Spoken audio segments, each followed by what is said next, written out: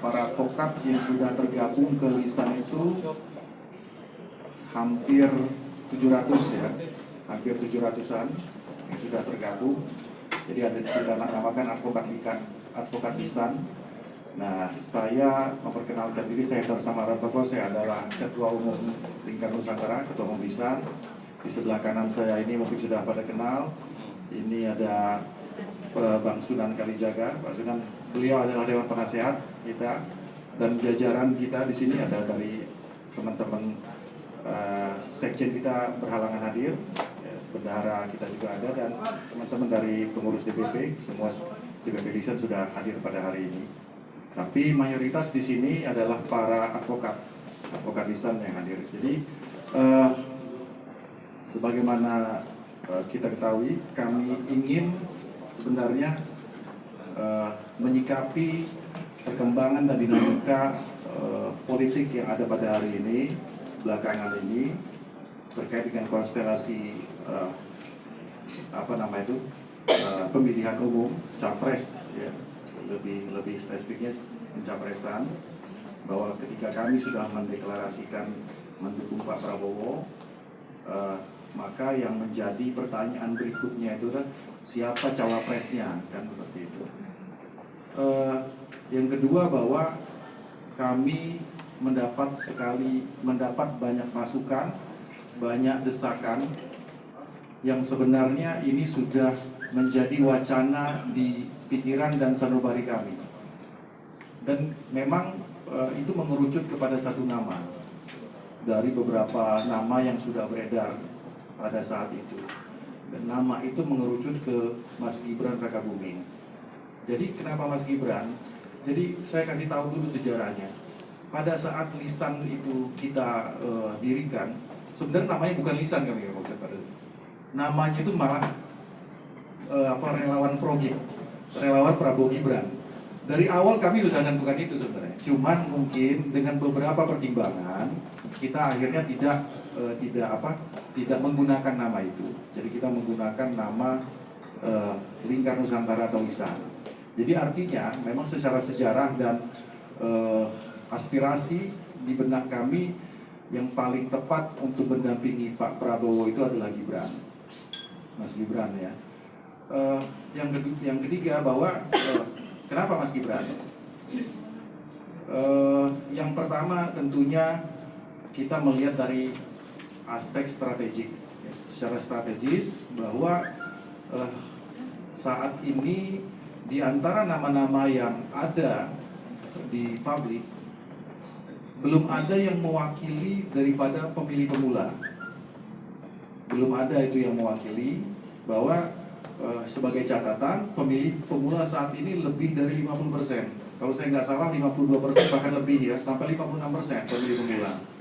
Jadi tentunya orang yang paling tepat yang ada di beberapa daftar atau list pada saat ini cuma Mas Gibran. Orang yang mewakili pemilih pemula.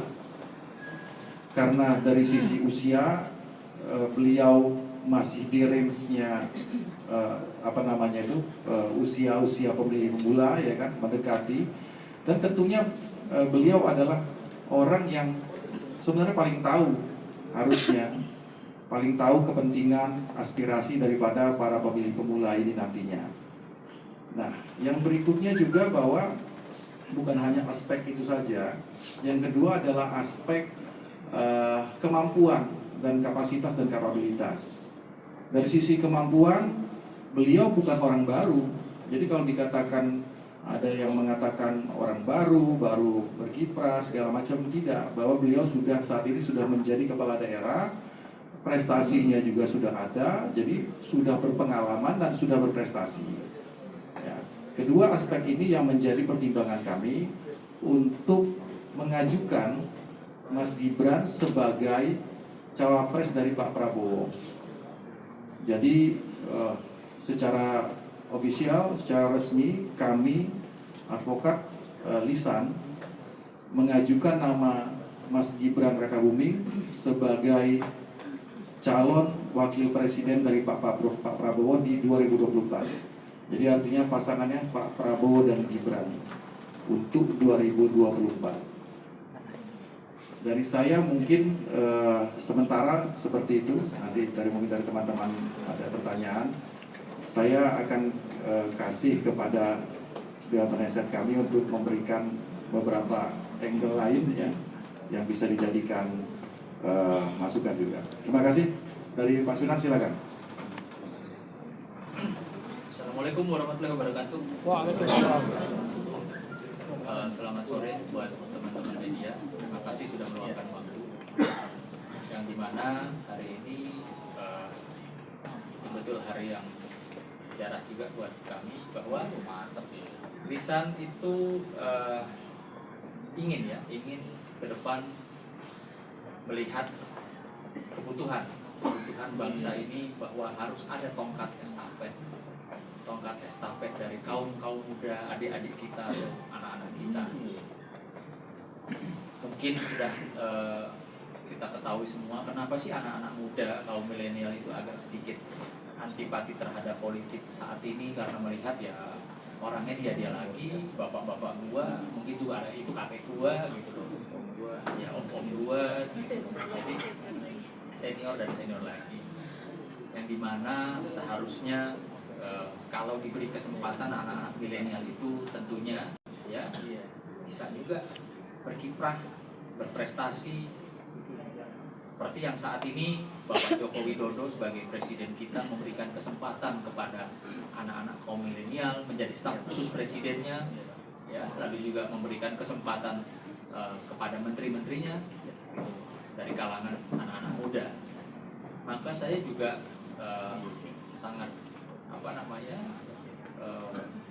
antusias ketika Pak Ketum bilang Mas Gibran, ya Mas Gibran kita dukung untuk menjadi cawapres di mana dari kaum milenial itu tentunya pastilah banyak yang akan ya melirik daripada Mas Gibran itu sendiri, dan juga memang sudah saatnya Indonesia dipimpin oleh senior seperti Pak Prabowo, lalu didampingi oleh yang junior, ya Mas Gibran, untuk belajar ke depan 5 atau 10 tahun lagi, agar supaya tongkat estafet kepemimpinan Indonesia ini bisa ya kepada generasi muda. Itu mungkin harapan dari saya dan teman-teman di LISA, bahwa udah saatnya tongkat estafet itu juga diberikan ya kepada yang muda, tentunya bukan yang asal-asal aja, yang orang yang berprestasi, yang bibit bobotnya juga jelas, ya perilakunya juga baik. Kita bisa lihat deh beberapa lama sih kemarin Mas Gibran memimpin salah satu daerah. Saya kemarin pun sudah meninjau ke sana. Saya bicara dengan danremnya di sana. Ternyata masyarakat sana juga saya melihat memang ada perubahan yang lebih baik. Walaupun yang mimpin anak muda, ya, tapi bisa merangkul semua lapisan kalangan. Di sana sudah mulai ada masuk konser dewa, udah ada. Artinya, ayolah mari kita sama-sama, kalau yang senior memberikan kesempatan, atau teman-teman yang milenial itu mendukung untuk Mas Gibran di 2024 besok berkiprah ya sebagai cawapres daripada Pak Prabowo. Kalau dari saya sementara seperti itu.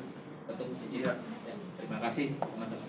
Mungkin kalau dari kita cukup, tapi kalau ada pertanyaan, tapi mungkin kita batasi Pak ya. Monggo silakan.